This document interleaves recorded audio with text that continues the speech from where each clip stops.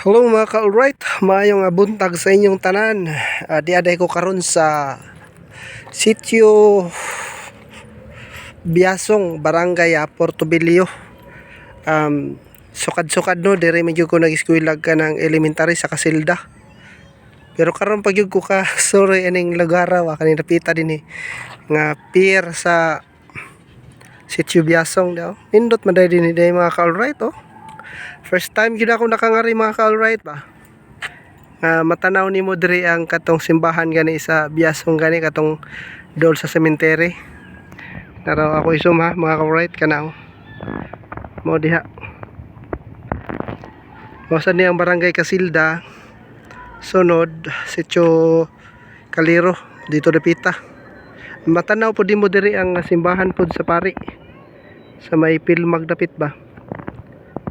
Naraw ka na ako diha nagpuyo mga ka-alright.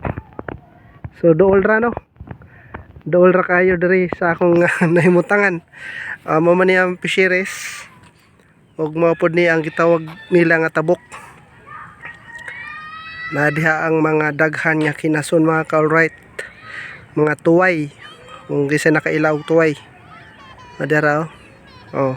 Nindot kay nga lugar mga ka-alright ba kay makita nimo ang mga mangrove nga nagapalibot gyud dinhi napita nya sakto kayo kay dako kay ang dagat ron mga ka-alright no insaka naman kay diri sa Piero pantalan oh di ba dagatan na ang atong motor dai nakaparking.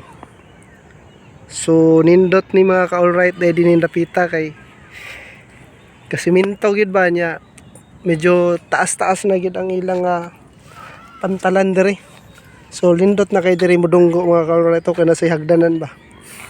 Oh. Ano problema kung gusto niyo mamasol diri. Lawom-lawom na gyud din napita dagan siguro sa nag-isda kay di man tugaw. So nindot kayo. So pero naay dako nga uwanon mga ka-alright kay magdali-dali ta dinhi kay tingali maabtan ta ng uwan.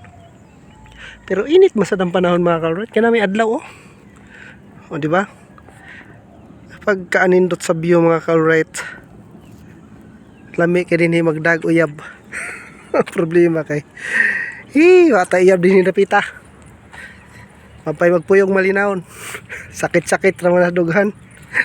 Hi. Maraming salamat sa inyong lahat sa panonood at pagtangkilik sa aking YouTube channel Camilo Moto Vlog at sa ating Facebook page Camilo Moto Vlog.